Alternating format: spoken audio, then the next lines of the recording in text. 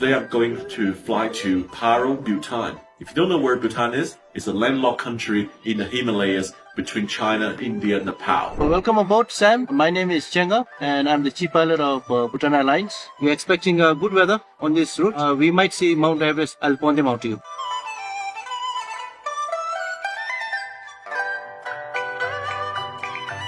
Bhutan 774 identified.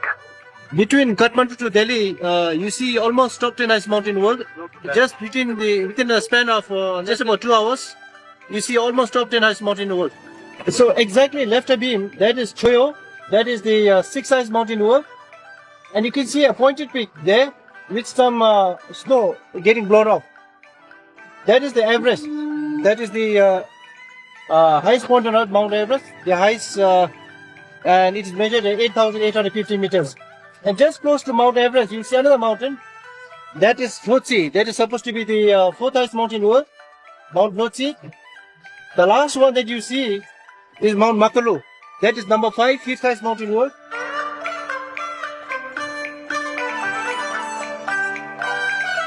You don't see much snow, sadly. That I think that clearly says that the global warming is taking a big role here. It's a 40-minute flight. This is very nice. This is like a chicken pie here. Very nice. Cheers. But to welcome you on board. Wow, look at this.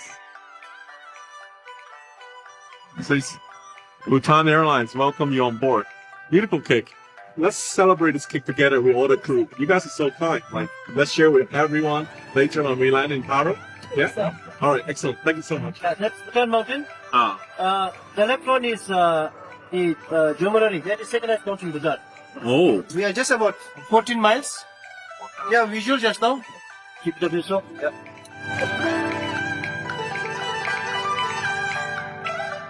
Okay, right. So the airport is just here behind this. Just behind this cloud. The airfield is just behind the hill. Right. So what we are doing is we are trying to lose the height and trying to fly between the valley. And then our aim is to, you can see there's a bridge there. Yep. That's where we're aiming there. So we are heading towards that bridge. And then we are going to make a slight left turn, heading towards the airfield. Now you don't see. You see airfield only at the last minute because of the hills. Ah, it's hiding. It's hiding, yeah. Yeah. And I'm a Buddhist, so I have to pray to God. And we have a lot of monasteries here. Can you see there's a lot of monasteries here? We have one monastery there, one monastery here, one monastery below here.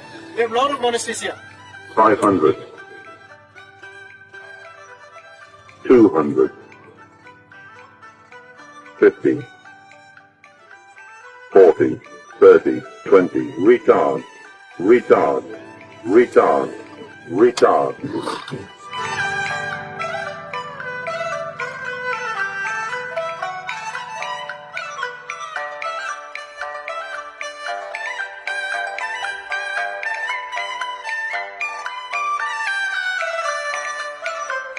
I never could dream of doing a landing into Paro, the world's most challenging airport. I just want to know, is it only captain can land at this airport, I heard?